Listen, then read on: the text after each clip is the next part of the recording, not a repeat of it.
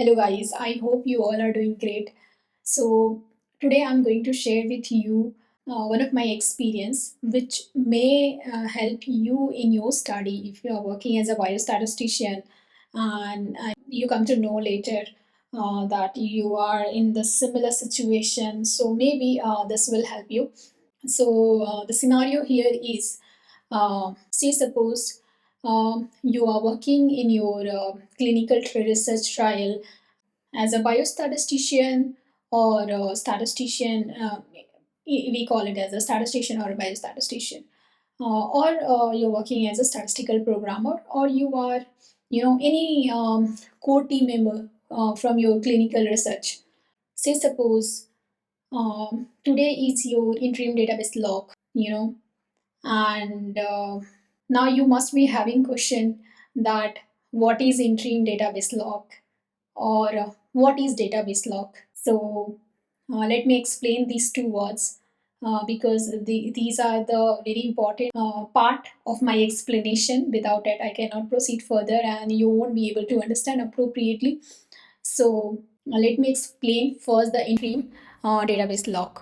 What is interim database log? As per the clinical trials, we set up a timelines, right? The interim database log is part of that, and in this interim database log, we take a snap of a current clinical trial which is already ongoing. Okay, like a small part from the data. Say, suppose if you are recruiting 100 subjects in your trial and you want to do some interim analysis or you want to review your data, safety review, so you can take a 50% of the data, that is 50 subjects, and you can do a interim log. So this is we called the temporary database log, on which the team can work, the statistician or programming team and the clinical trial team, and they can assess the safety of the drug, or also the if they want to do interim analysis. Now, so now your question must be, you are having that what is interim analysis? So the interim analysis usually we do to check whether the collected data is promising your primary endpoints or not, of interest or not, and it is addressing your clinical questions of interest or not. So that if it is if your data is not promising, and then what you can the team can here do, they can stop a trial also. So the sponsor will be on safer side. It will be very meaningful for the project. So if your results are not promising, then we can stop the trial there itself. And because from this we can save lots of resources as well, and this will be very meaningful decision for the team for this project. Okay, so this is the interim analysis. And DMC, that data monitoring committee, also sometime in some study you will find in the protocol it is mentioned that we will have a group of DMC members to review the safety of the data. The DMC, the full form is that data monitoring committee, and this there will be a group of team member in this DMC, and they will do a safety review of the data, whether this safe for the subjects, for the participants or not, as per data, the collected data from the hospitals. Also sometime, not all in all the study we usually have the DMC members, so sometime the safety review also the team, the core clinical team do, that is clinical trial team doing the interim log. So this is what about the interim database log I have explained. Now coming to the second part, that is database log. What is database log? So database log is in a clinical trial, if you're doing database log, so it means that you have collected the complete data, and you are not going to do further changes in the data. Okay, it means that after collecting the final clinical trial data, okay, you are saying that all the subjects information has been collected, and it is a very accurate, crystal and clear, and there is a no further discrepancy in the data. Crystal and clear, it means like, say, suppose we are collecting data from the sites, that is hospitals. Okay, there will be a group of data management team. They will be working, they will be, looking on the site data, and they will discuss with the programming team, statistician, and CRA whether the data has been collected appropriately or not. If it is not, if the statistician, says that no, as per the primary endpoint, as per the secondary endpoint, or as per our study requirement, data has not been collected or any parameter is missing or something, then DM team can raise the query to the site, and they can look into that data whether it is collected or not, what is the issue. So the data management team, if they are clear with all the queries, okay, they don't have any further query, data has been collected as per the analysis, as per the statistical programmer requirement, or the statistician as per the as per our SAP statistical analysis plan, data got collected, then we will log the data, and we will consider, and there should be no further queries, concern from the data management team, or neither from the any team member from the clinical trial. And data got collected, there is a no issue in the data as per the requirement. So this is called a final database log, and we do analysis on this data.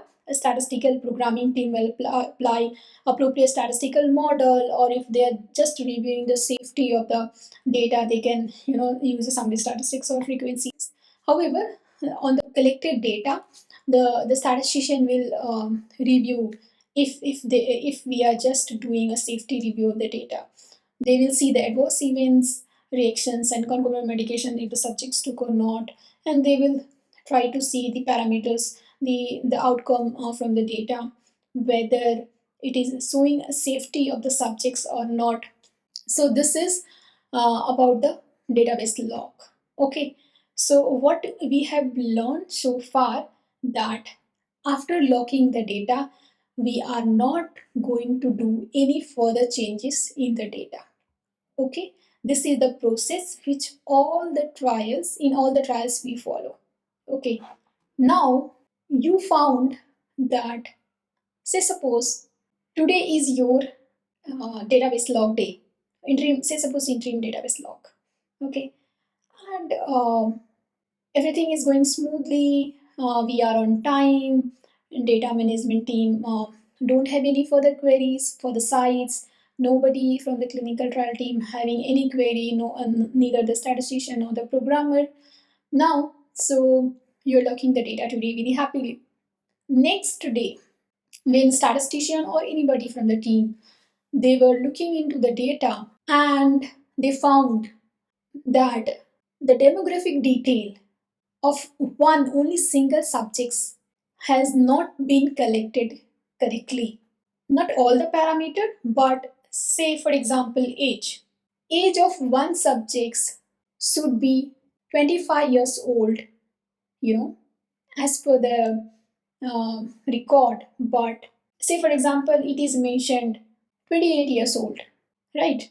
Now what you will do, because say, suppose you are having 100 subjects of data log, interim data log, and out of 100, 99 are perfect. There is a no query, no concern.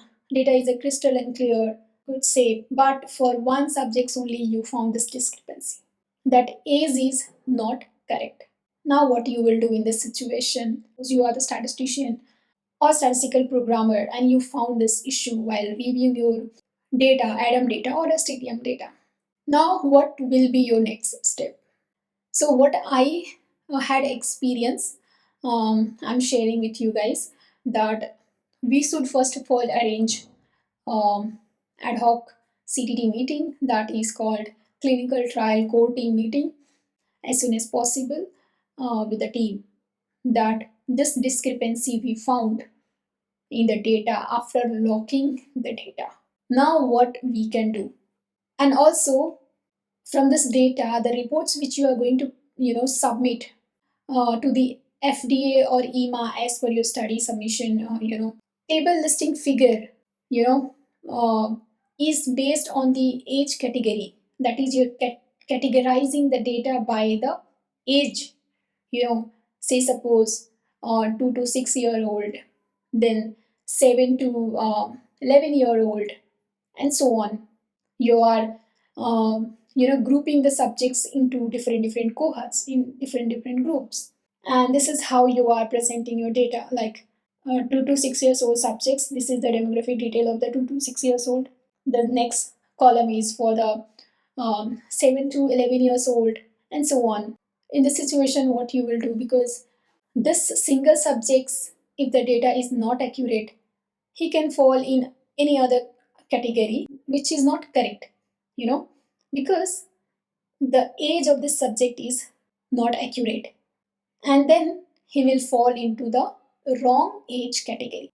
This will be very horrible mistake, and so you may receive some suggestions that programming team can handle by doing hard coding, you know, because this is the only one single subject issue. So everywhere in the coding they can mention one, they can put the condition if the subject ID is this, then they can put the correct age. So this is called hard coding. But everywhere in every code they need to mention whenever, because our reports, that is in table listing figures, we are presenting data by age categories. So, and we need, as in a clinical trial, we need lots of line functions approval, because even for the single subject changes we are doing, we need lots of approval. Members from the team or the line functions will ask that how this happened, and the next it won't be appropriate, to do a hard coding. So the final decision would be unlock your data. So this is not good after locking your data and unlocking the data. But if the mistake happened, and as I share the example, say suppose you're locking today data and tomorrow you are found this discrepancies or incorrect subjects record, then you can may take a decision to you know unlock your data base, because as per the process it can take a 4 5 days or 1 week, delaying your timelines. And all the team members has to do rework. If you do hard coding and submit your results, then definitely regulatory, that if you say suppose you are submitting your trial to the EMA, they are going to, or you are submitting your trial to the FDA, they are going to ask the questions why this changes we did, and this is not appropriate. So better unlock your data and correct that age for the particular subject, and then again relock your data. I know for locking, for unlocking and locking, it will take only 1 day and updating for the specific for the particular subject's record. But the process, like letting team know or the line function that this discrepancy we have, arranging the meeting, explaining them this is the issue, then sharing with the site, checking their availability, that principal investigator is available or not, whether he can update, the team can update the data or not. And again, after locking, completing the other documentation process and other things will come. But obviously, it will take a delay of 4 5 days or 1 week. But after doing so, you will have the accurate data results. And this is what I had experienced in my study. We decided to unlock data and then lock again. However, this is not a small mistake, but if the mistake happened, then we cannot go with so our data should be accurate. This is which experience I had, I wanted to share with you, so that in future, if you guys are working as a statistician or biostatistician or a statistical programmer or any team member from your clinical trial, and you came into the same situation, so that you can share this, so that it will help the team to make a decisions. However, if you're working as only trial statistician, so it won't be your individual decision, because other CTT members also will be there. But this is the conclusive decisions which we take. This will be the accurate decision.